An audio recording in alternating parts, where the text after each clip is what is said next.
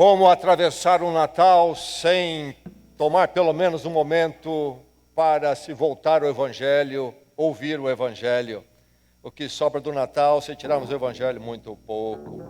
Então, neste momento nós vamos ler em Mateus, Evangelho de Mateus, capítulo 2. Vamos ler do verso 1 ao verso 12. Primeiro livro do Novo Testamento, primeiro Evangelho, Mateus, capítulo 2, do verso 1 ao verso 12, é a nossa leitura. É um texto que se refere ao Natal, a Jesus ainda pequeno, mas tudo indica que é um pouco depois do dia do Natal, não sabemos quanto tempo, mas enfim, é tudo a ver com a chegada de Cristo, Deus encarnado, ainda na forma de um pequenino. Um texto, então, muito afeito ao Natal. Vamos ler Mateus 2, ouvir, 2, de 1 a 12. Vamos agora abrir o nosso coração, vamos colocar a nossa mente em alerta para receber a palavra de Deus. Amém? Então, vamos ouvir a narrativa que diz assim. Depois que Jesus nasceu em Belém da Judéia, nos dias do rei Herodes, magos vindos do Oriente chegaram a Jerusalém e perguntaram: onde está o recém-nascido rei dos judeus? Vimos a sua estrela no Oriente e viemos adorá-lo. Quando o rei Herodes ouviu isso, ficou perturbado, e com ele toda Jerusalém. Tendo reunido todos os chefes dos sacerdotes do povo e os mestres da lei, perguntou-lhes onde deveria nascer o Cristo. E eles responderam: em Belém da Judéia, pois assim escreveu o profeta. Mas tu, Belém, da terra de Judá, de forma alguma és menor entre as cidades principais de Judá, pois de ti virá o líder que, como pastor, conduzirá Israel, o meu povo.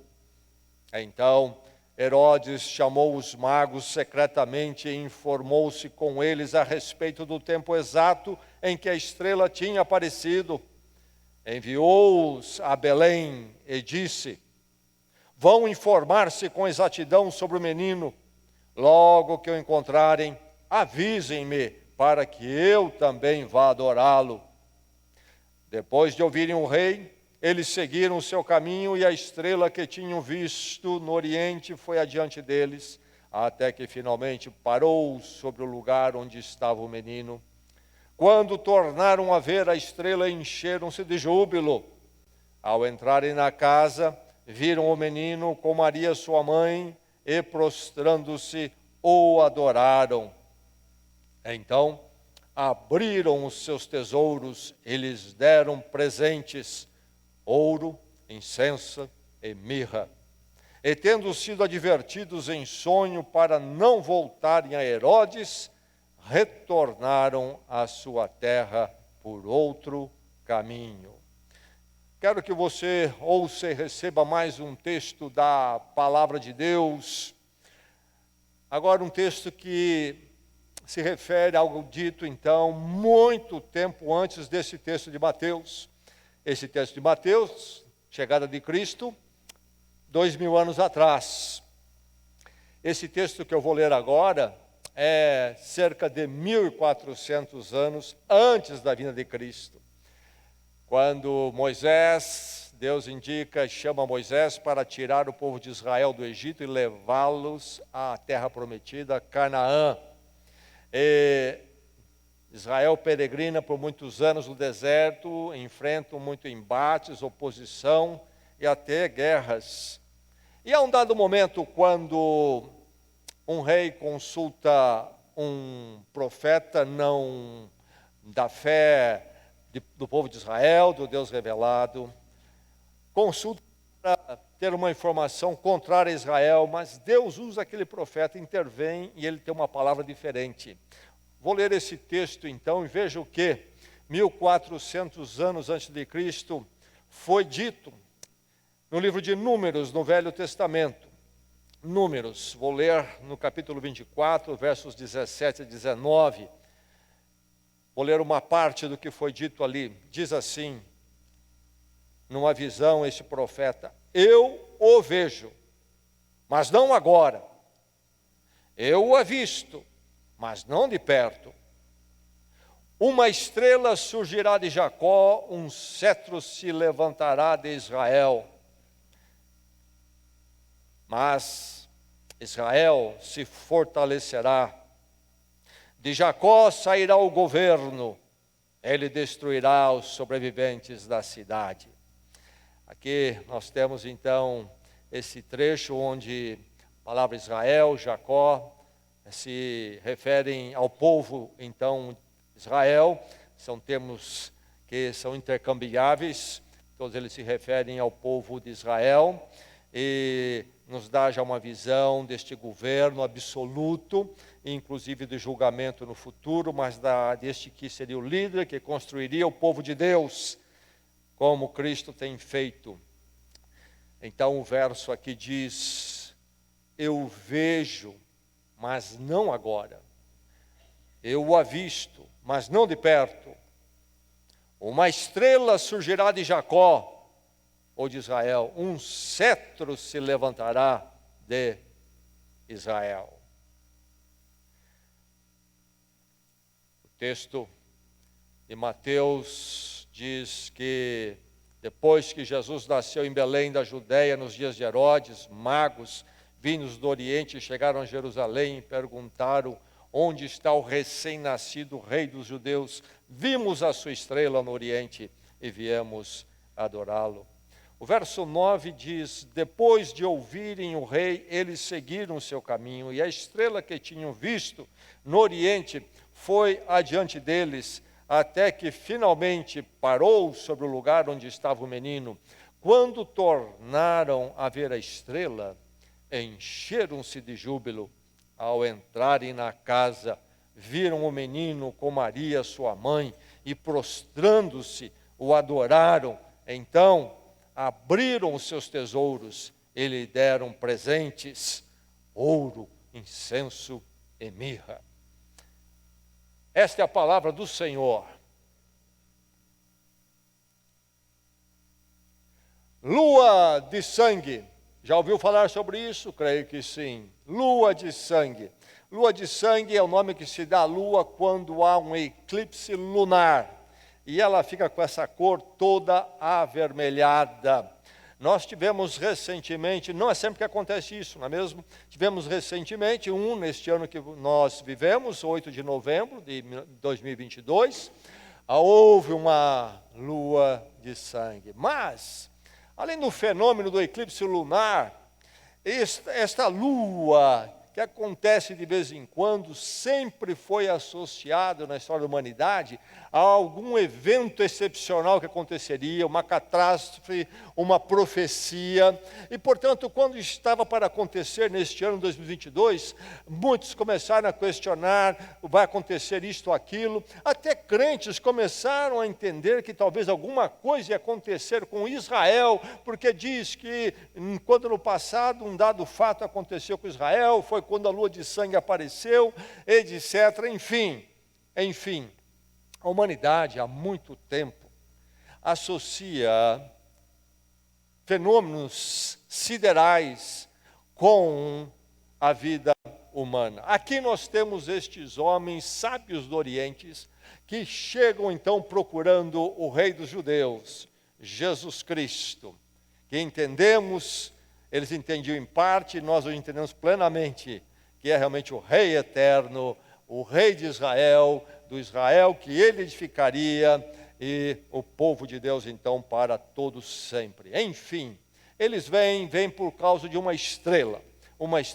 Debate-se o que seria essa estrela e tenta se identificar com isso ou aquilo. Há pelo menos 3 hipóteses principais, mas a verdade é que é uma especulação, e o que nós temos que entender é que esse foi um ato divino.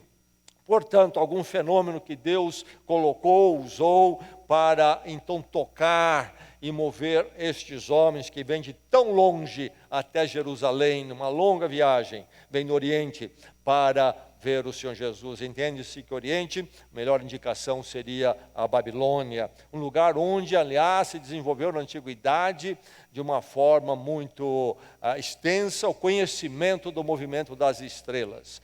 E estes homens vêm, quem são eles? Aqui nós temos as palavras magos, na verdade seriam sábios. A palavra magos nossa é um verter, um transliterar do termo no original grego, magos, e aí temos a ideia de mágico, embusteiro até talvez, mas a ideia desse tipo de pessoa na antiguidade eram sábios. Bem, naqueles dias não se fragmentava o conhecimento como nos nossos dias. Você vai a uma universidade, você tem um departamento de história, pode ter uma escola de medicina, de enfermagem, psicologia, de direito.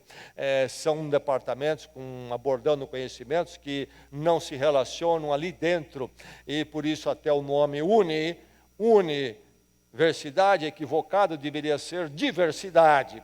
Mas, enfim, o conhecimento era unificado. Então, esses sábios, eles mexiam com as diversas áreas de conhecimento e procurando interligar e integrar todo o conhecimento humano e a existência humana. E quem eram eles, então? Bem, eles, nesse sentido, eram astrônomos, conheciam, estudavam o movimento dos planetas, estrelas, mas, nesse sentido, podemos chamá-los de astrólogos? Sim, mas não astrólogos. Temos indicado isso, tem indicado isto, né? Que eles seriam então astrônomos e astrólogos, mas astrólogos não no sentido que nós pensamos, este sentido que eu diria místico popular. Então o sujeito quer saber se ele vai encontrar uma namorada, ele procura um astrólogo, uma astróloga, e aí olha lá, deixa eu ver aqui, quando você nasceu? Deixa eu ver então o movimento dos astros, aí no seu dia de nascimento, etc. E aí eu vou saber se você vai encontrar uma namorada, um amor amanhã, etc. Como se os astros então pudessem governar todas as questões humanas. Não era assim com eles.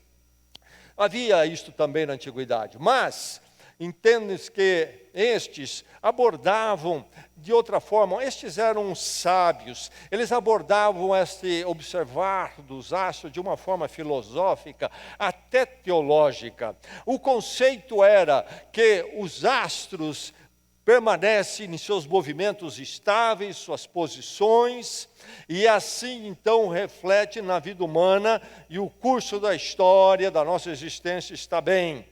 Mas, se havia um fenômeno, isto é, tudo aquilo que parece tão mecânico e ordeiro, tinha uma interferência, algo excepcional surgia ali, então isso indicava que a ordem da história humana sofreria também algum abalo, algo excepcional aconteceria, algo diferente, não conhecido ou esperado.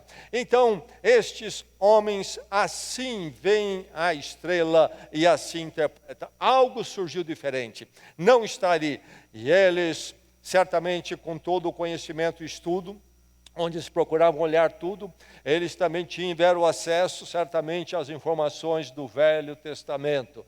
Por quê? Porque o povo de Israel esteve na Babilônia, exilado na Babilônia por muitos anos, 6 séculos antes de Cristo. Foram arrasados pela Babilônia e grande parte do povo levado à Babilônia. E o povo de Israel, representantes, pessoas como Daniel, por exemplo, atuaram inclusive dentro da corte real da Babilônia, galgaram posições lá. Então o povo de Israel deixou uma influência. E mais, quando o povo de Israel retorna depois de anos do cativeiro para Israel, muitos judeus lá ficam. Então as escrituras judaicas permaneceram ali. E aí então eles têm uma ligação de estrela com o rei, o cetro de Israel que haveria de se levantar.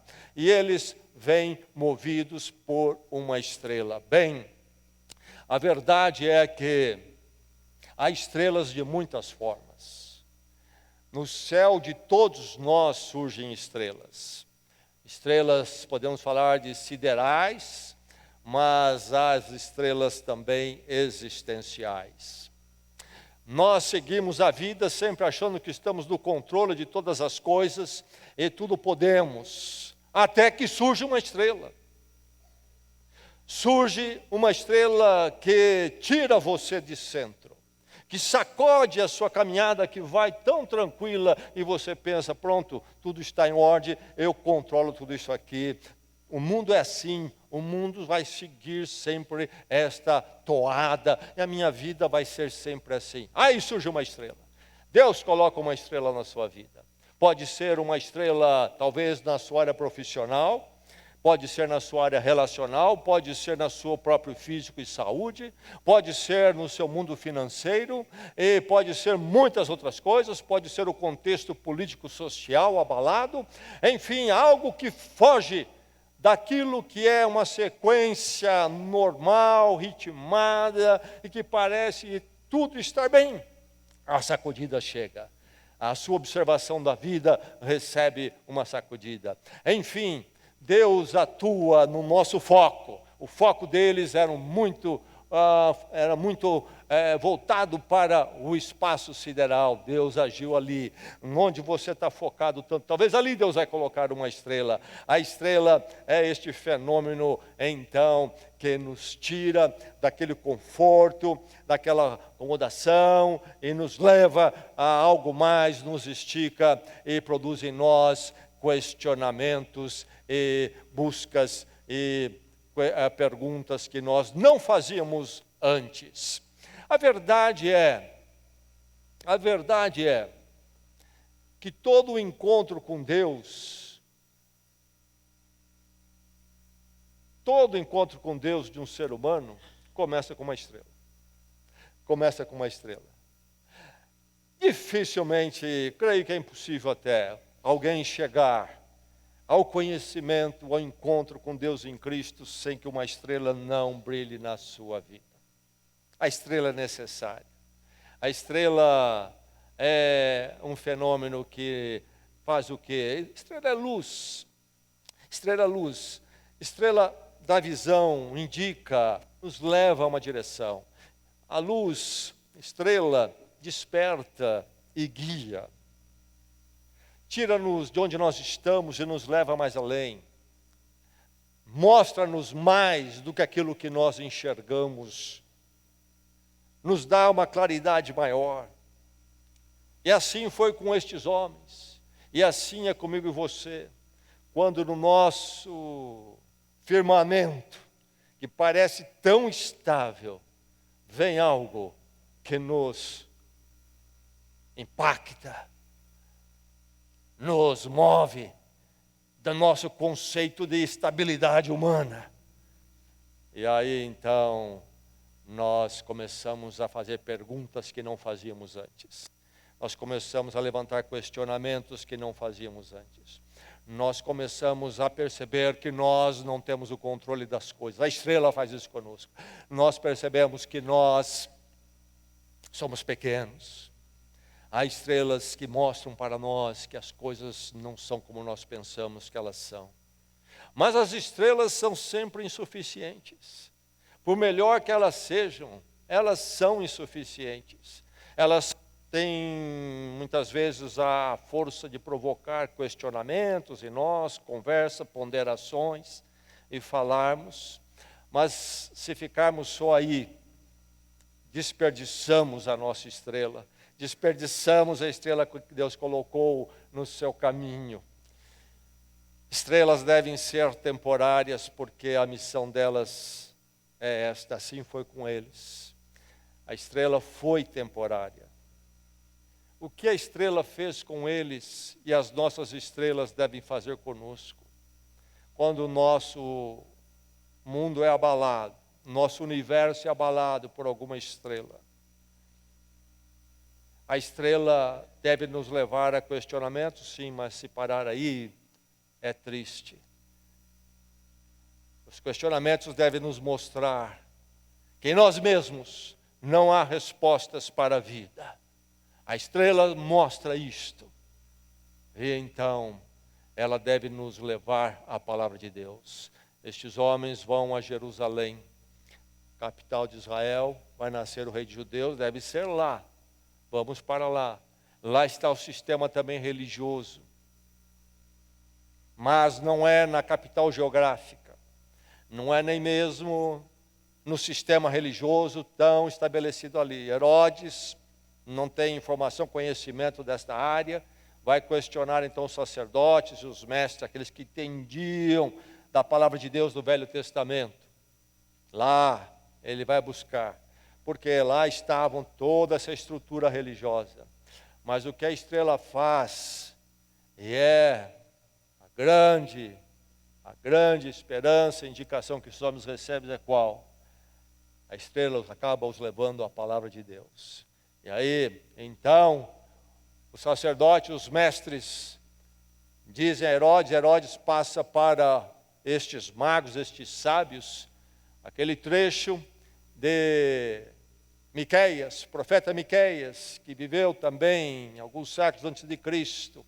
Miqueias 5:2 em particular, que fala de Belém, que é uma pequena cidade, mas que haveria de se tornar grande, de onde viria o pastor de Israel.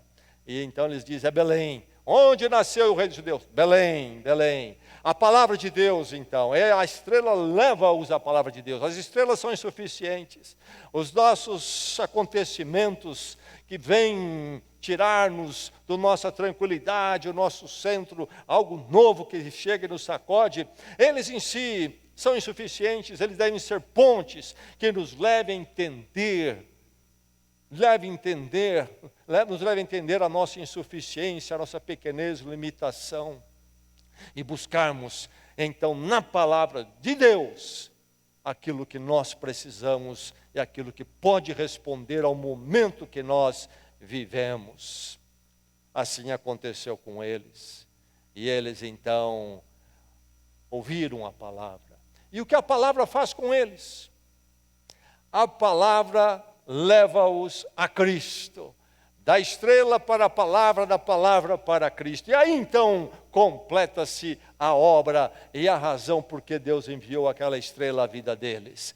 Aí então completará a obra na sua vida, se vier uma estrela, se você for da estrela para a palavra e da palavra para Cristo. Meu mundo foi sacudido, algo novo surgiu, a tranquilidade foi embora. O que eu faço? Eu estou vendo que eu, como ser humano, o conhecimento humano é pequeno. Nós não temos o controle do nosso universo. É hora de humildemente me render diante de Deus e voltar para a sua palavra. Na sua palavra, vou encontrar o centro e a resposta. Deus em Cristo. E é isto que eles encontram. Cristo. E eles encontram Cristo e encontram ali o ponto final da jornada, do questionamento deles, de dias e dias, de uma viagem longa de quilômetros e talvez ainda meses antes de partirem lá na Babilônia, estudando, questionando e daí se preparando para a viagem. Esta longa peregrinação, esta sacudida que veio à vida deles, termina ali em Belém, quando eles encontram Cristo.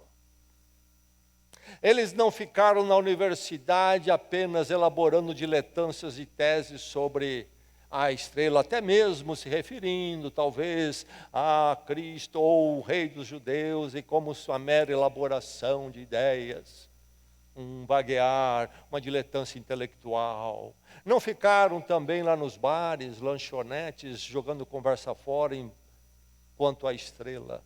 Eles eram buscadores sinceros, eram pessoas de reflexão de verdade, e então não ficam onde estão, partem para ouvir a estrela, e chegam à palavra de Deus, e chegam então a Jesus Cristo. A estrela, quando chega na sua vida, deve assim conduzir, porque se assim não conduzir, você se tornará mais superficial, ou você tornará alguém mais e mais perturbado, sem a resposta. A estrela leva eles até Cristo. Mas, quando eles chegam àquele lugar, e eles, diz o texto, adoram Cristo.